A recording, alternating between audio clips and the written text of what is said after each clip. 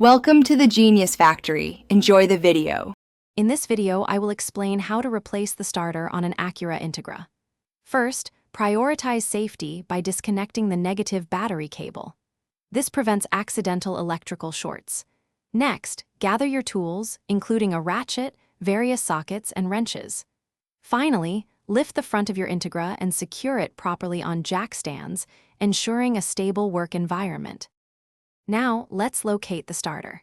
It's typically found on the transmission side of the engine, often beneath the intake manifold.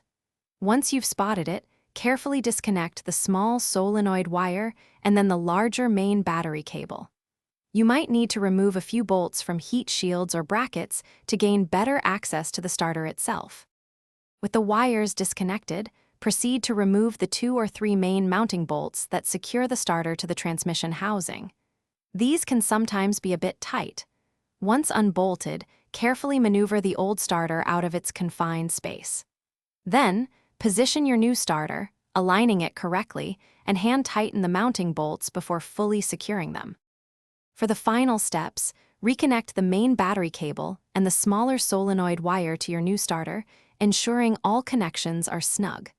Double-check that no tools or debris are left in the engine bay. Finally, reconnect the negative battery cable to your car's battery. Now, you can attempt to start your Acura Integra and confirm the new starter is working correctly. Thanks for watching. If you found this helpful, don't forget to like and subscribe.